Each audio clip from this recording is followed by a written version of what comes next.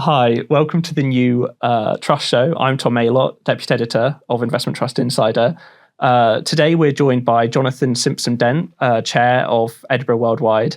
It's currently facing its second requisition vote by Saba Capital in an attempt to remove its board. It faced a similar vote this time last year, which was overwhelmingly voted against, but they've come back for a second vote. So shall we start off with Saba's main grievances, which comes down to performance? That's what they often lead on with their criticisms. And they have a fair point when you look at the 5-year returns. The share price is down about 40%, NAV is down 33%. Shareholders who are holding on to a trust for 5 years expect to have something to show for it, and it is quite a steep loss. How do you justify that? Look, we don't try and justify it. The 5-year performance is something that none of us like, none of the board likes. When I came into the role at the start of 2024 as chair, my brief was to get it fixed. This was a mandate that we firmly believe people loved. People really like the sweet spot of what Edinburgh Worldwide stands for. And we want to deliver strong performance for them. And that's why we did the work in 2024. And that's what we're seeing the fruits of the benefit of now.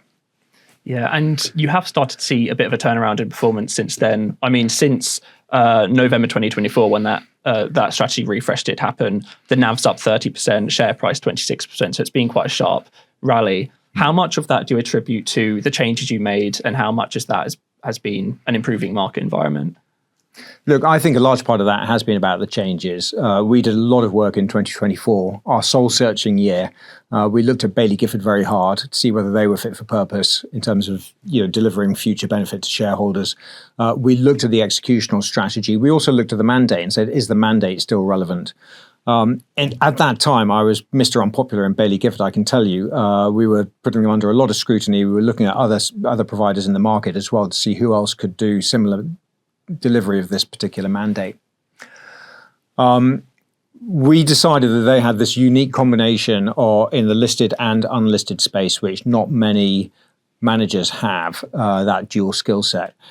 And so we wanted to give it a go. And we wanted to give it a go under a revised strategy, a tighter executional approach. So we made the changes. And that was all about rebalancing the portfolio, fewer holdings, so we could really drill down on the holdings that we did have, making sure our sectoral mix was more balanced, and also making sure that we were investing in the right types of business, because we'd become very sort of small cap. And what we were seeing in our opportunity space was that a lot of the really disruptive transformational businesses weren't necessarily sub $5 billion in market cap. So we increased the capitalization limit that we could invest in.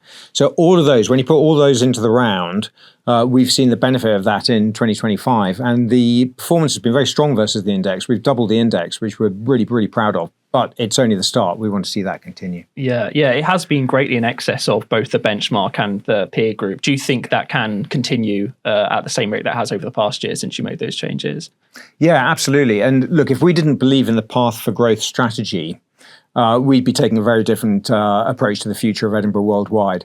We know people love this mandate. I'm going to keep coming back to that. The mandate is absolutely something that people want to see succeed.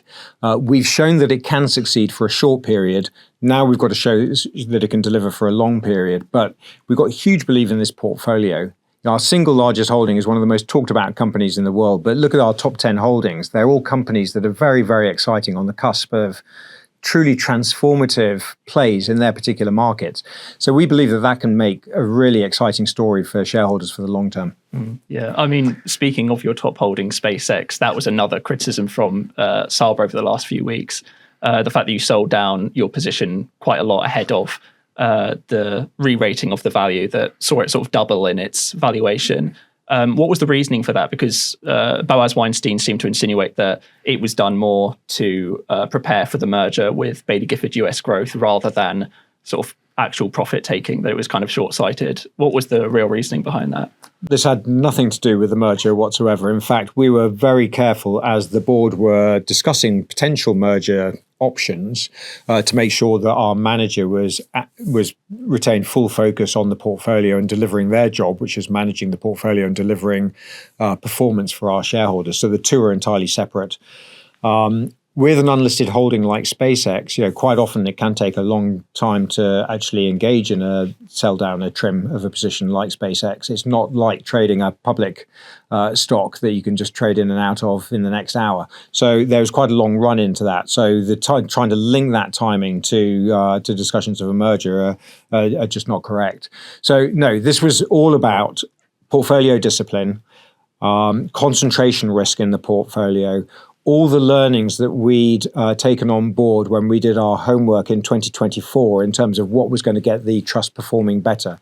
So when we put all that together, we put together investment frameworks that we agreed with Baillie Gifford, and we expect them to manage within those frameworks, and they've done a nice job with that. The other point that is missed, which I think is really important, is SpaceX is still our largest holding by some way. It's 16% of the portfolio. In fact, I don't believe there are any other trusts with as larger exposure to SpaceX as Edinburgh Worldwide. We got in there in 2018, right at the beginning of this journey with SpaceX, and we've delivered an almost 1,000% return for shareholders. So shareholders have hugely benefited from our holding in SpaceX over the last 7 years. And I believe they will continue to benefit from that shareholding at 16% of the portfolio for the future. I suppose it was just slightly coincidental that it was Edinburgh Worldwide and Baillie Gifford US Growth that reduced their holdings at the same time. Because you could say the same about Scottish Mortgage. That's also a very high top position in that trust as well, but they didn't trim the position ahead of the tender. Look, what Baillie Gifford USA does is entirely their matter. Chinese walls exist within Baillie Gifford, so we have no idea what their thinking is, and nor should we. And I can say pretty certainly that the same would hold the other way, so they'd have no view on what Edinburgh Worldwide is up to and taking decisions. The other thing that people may not understand with unlisted holdings is it's not like a public market commodity. It's not like Nvidia or something that you can just go and trade, in the next hour if I wanted to. An unlisted holding, firstly, you're beholden to a shareholder agreement with the counterparty, with the investee company. Secondly, you have to be very careful about how you sell, when you sell. You can't just sell at any particular time, and quite often there's a multi-month run-in to a particular transaction, usually linked to an employee tender or some liquidity event within that particular company. So we're playing to those liquidity events, and often with quite a long lead time. So to try and then sort of link this to a short-term question around a merger is totally wrong. It has nothing to do with the merger whatsoever. Yeah. Speaking to the managers, were they aware that liquidity event was going to happen in December? Why didn't they wait until that moment for the valuation change? There are liquidity events happening all the time. And look, there's been 3 or so of them in the last 12 months. So they're happening all the time. And by the way, the latest liquidity event is way off what the market rumors are of an IPO at $1.5 trillion. So there's market noise, and there are a steady stream of liquidity events happening in a large company like SpaceX that now is of that sort of scale that merits that sort of frequency. With the merger, obviously that was rejected by Saba. With their majority stake, they turned it down. Do you still stand by that being a good idea? Because some people are speculating that, large cap US equities and global smallers just didn't mix together in one portfolio. We wouldn't have put the merger forward to our shareholders if we didn't think that there was some merit in it, for starters. Look, part of the challenge here is we're in an industry where UK equities are under a lot of pressure. And also wealth managers ever increasingly focus on fewer, larger investment trusts. So it was incumbent on us to take a look at mergers, at least as options. We spread the net far and wide to evaluate which merger options we thought made sense, because we wanted to make sure we absolutely stuck to the Edinburgh Worldwide sweet spot of technological disruptive businesses with a strong US focus. We're already pretty US focused as we are. Therefore, we could see a future whereby a Edinburgh Worldwide and a USA construct could potentially work. But before we took it any further, before we committed any costs to this, we really wanted to sound out shareholders to see where they stood. And Saba said no straight away. But as I've had a chance to talk more broadly to shareholders, people get really, really excited about Edinburgh Worldwide and Edinburgh Worldwide continuing to focus on the sweet spot that we focus on today, our current investment mandate and our strategy. So as far as we're concerned, the merger discussions are parked, and all eyes are on us executing this strategy now, continuing to deliver the path for growth story that we've delivered nicely in 2025, delivering that in 26 and 27. Yeah. Did Saba express any interest in a merger whatsoever? Because Boaz Weinstein again said afterwards that part of the reason was because the tender offer was only 40% and that it included a standstill agreement. Was that sort of one of the reasons why they were against the merger idea? We didn't get into specifics. I tried to talk to him directly. They didn't want to talk to me, so we couldn't get into that level of specificity. Personally, I believe that they blocked the merger because they want control of Edinburgh Worldwide as a trust. He said previously that he wants his own vehicle in the UK. He wants AUM directly under Saba. And I believe that this is what this play is all about. So whilst he's supported mergers in other instances, I think in this case, he sees that he wants to sort of grab Edinburgh Worldwide as his big play. Are you still open to the idea of a merger with another trust outside of the Baillie Gifford stable that ticks those boxes for you? We have to take this one step at a time. For now, this is all about what shareholders want today, and they're going to be voting on the 20th of the 20th of January to tell us what they really want. I am expecting them to have a very similar view to what they had. Let's not forget it. This was just 10 and a half months ago in February, mid-February last year. I'm expecting them to have a very similar view to what they told us last year, which is they really, really like the mandate. They want to see it continue and they want to see it flourish and perform. So job number one for this board is to see the trust perform. So yes, we're delighted with 2025 performance. We want to see that continue in 26 and 27. As far as I'm concerned, nothing will distract from that. Should we always keep a weather eye on mergers and structural change going on within our particular sector? We should absolutely do that. And where we think something could make sense in future, we will discuss it in a very methodical way, and we will put it to shareholders to sound out their appetite for it. At the moment, merger discussions are entirely parked. This is about now seeing what shareholders really want to happen next and focusing everything on performance. Like you say, sort of the first step will be to go past the vote first. At the vote last year, those proposals were overwhelmingly voted against.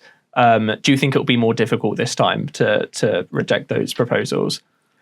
So there's one big difference. In fact, there are two big differences this time around. The first difference is that Saba now has a larger stake. So last year they were under 25%, now they're over 30%. So we've just got a bigger hill to climb to get enough shareholders out to vote and to make sure that they've got the information at their fingertips to be able to vote. Assuming we are as successful at mobilizing the vote as we were last year, we will be okay, but it's going to be tight. So mobilizing the vote is really, really critical for us, both this week and next. What I can say from everything that I've heard so far is that the appetite to adopt a different future with Saba is very, very limited amongst the shareholder base.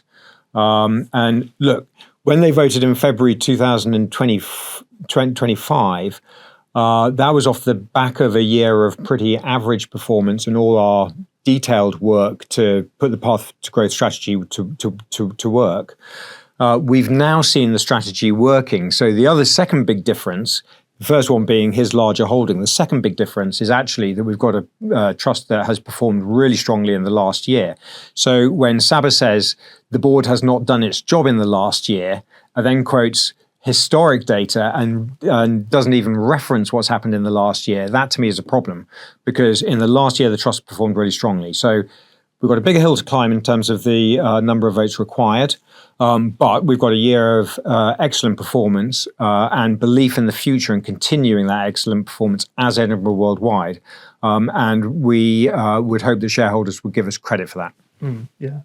Say the vote does go in your favour again for a second time. What is the long-term plan with Saba? because they're still the largest shareholder on the register, around 30%. What's to stop them from coming back and trying the same again in a year's time?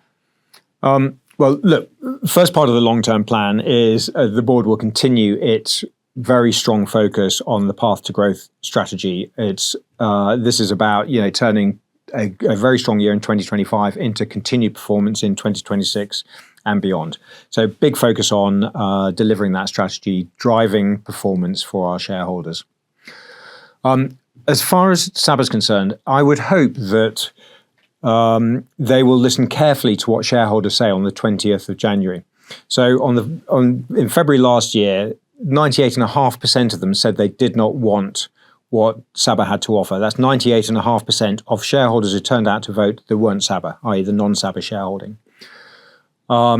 If we have a similar result this time round, where we've got a very, very strong message coming from the non-Saba shareholders who choose to vote, then we hope that Saba will listen carefully to that, because that will be twice that they'll have been told that actually people like Edinburgh Worldwide and they want Edinburgh Worldwide to continue, and they don't want the alternative future that he's offering. At that time, we will sit down with Saba as our largest shareholder and all shareholders and just be absolutely categorical about what they really want for the future. And I would hope that the conversation with Saba will be much more constructive once they've heard that message twice in terms of developing options. We've already taken to them sort of capital return options that would allow them to get out. We've taken that to them twice in 2025. So we will be taking options to them that we think are presentable to all our shareholders, that treat all our shareholders fairly, that give them sort of good options for them to hit their short-term objectives. You've mentioned in some of your responses that one of the key reasons to vote against these proposals is because Saba hasn't presented an alternative. They want to add their sort of new directors, but there isn't a plan for what to do differently. I mean, Boaz Weinstein did respond to that, saying that it's because they're independent and Saba won't have anything to do with what they choose to do. What makes you think that the new directors they put forward aren't independent of Saba? Look, there's a couple of things here that I think are important for shareholders to understand, and actually that shareholders deserve. Firstly, if an entire board is removed and a new board proposed by a minority shareholder, I think the other shareholders, the majority of shareholders, have the right to know that they've been through some sort of independent scrutinization, some sort of assessment like you'd have with a nominations committee, for example. So as far as I'm aware, they haven't been through any independent scrutiny in terms of being put forward for as a new board. Secondly, we know that none of them have got either direct investment trust exposure or experience or UK board and PLC experience. So they're coming into an environment that they don't have direct experience of, which is actually quite a regulated and sort of structured environment, and that experience does matter. On the independence point, I'll just say two things. Firstly, we know that one of the candidates who was put forward about 14 months ago for Herald, and therefore we believe there's some sort of ongoing relationship there. Whether it's an independent relationship or not, we don't know. But secondly, it's really important that the board retains independence from shareholders and from the manager. And I was concerned by Mr. Weinstein's recent post on X, where he said this board absolutely and categorically will be fully independent. And by the way, we will be holding on to SpaceX. I will hold on to SpaceX. Because to me, that is a conflict in story. He should not be calling the shots on the portfolio or specific investment decisions, which should be the manager as scrutinized by the board. So I think there's a direct conflict there. Another criticism of Saba in recent weeks has been against you personally. They've kind of brought up your past history on the board of HomeServe. During your tenure, it was fined 30 million, the largest against a retail company in its history. That's obviously going to raise some red flags. Are shareholders right to be quite concerned about that? As far as I'm concerned, shareholders should absolutely not be concerned about this. This feels like game playing to me, as some tactics, and it's deliberately done to discredit me personally and individually, which I think is very discomforting.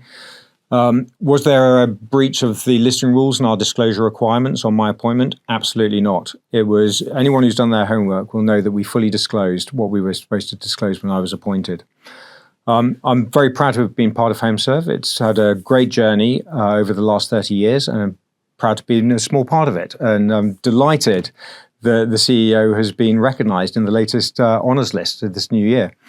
Look, just for the record, as the FCA have never come after me personally. I've never been involved in one of their investigations. I've never been named by them. I've never been fined by them. The investigation happened after my time at HomeServe. I think it is a deliberate attempt to discredit myself personally and more broadly the board. Yeah. Although the sort of fine was issued in 2014 after you'd left, the period when it was looking at is whilst you were there. That was between sort of 2007 to 2009. What exactly did happen there? Because in the FCA report, it does say that the board was insufficiently engaged with compliance matters. That was sort of one of the allegations that was made against the company. So what was your involvement in that investigation? The involvement in the investigation, I had no involvement in the investigation whatsoever. It covered a long period of time. The time was around about a decade that it covered. The allegation was mis-selling of insurance products within one of our divisions at HomeServe, and I was not actively involved in the day-to-day management of that division. One sort of extra thing that Saba has mentioned consistently as well is buybacks. They've said that it's not been enough. Do you think that the amount of buybacks you have spent over the past year or so has been enough relative to your peer group? Yeah, we'd be up there as one of the higher, more intense buyback trusts. So yeah, it would absolutely be up there. We've bought around about 6% of the company back in the last 12 months. So yes, we've been buying back in quite a consistent and heightened way.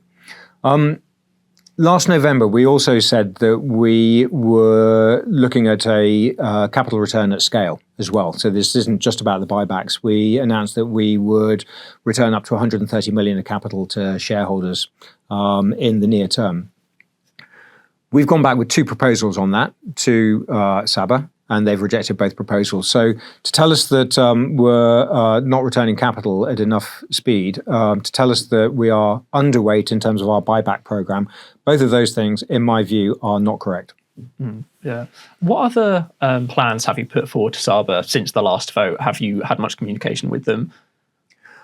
We've had a couple of interactions. I've had a couple of interactions with them directly earlier on in the year. Like I said, we took two capital return proposals to them during 2025. So both of those they said no to. You already know about the merger proposal as well. More latterly, in the last quarter of 2025, it's been very difficult to speak to them directly. They've only wanted to speak via our broker. And even though I have offered to go and speak to them directly in New York, they haven't wanted to do that. So that's been disappointing because I always think these things are easier if you can deal principal to principal. But in this case, they've wanted to go through the broker. So we've had periodic updates during 2025, as you'd expect us to do with all our shareholders, just to tell them what's going on. But in terms of meaningful conversation about what they really want to happen next, we have not been able to engage in that discussion with them. Brilliant. Thank you so much for joining us, Jonathan. And if people would like to continue following this story, we're writing about it all the time on Investment Trust Insider. And we'll have plenty more episodes of this new podcast coming up over the next few weeks. So remember to keep an eye out. Tom, I really appreciate Citywire having me on today. I think it's been a good conversation. I've enjoyed our conversation. In particular, I just want to make sure that shareholders speak up. And I think your voice can be helpful in that, insofar as just reminding people that the vote's coming up. And I just really want people to speak up and have their say. So thank you for giving me the chance to talk to you today.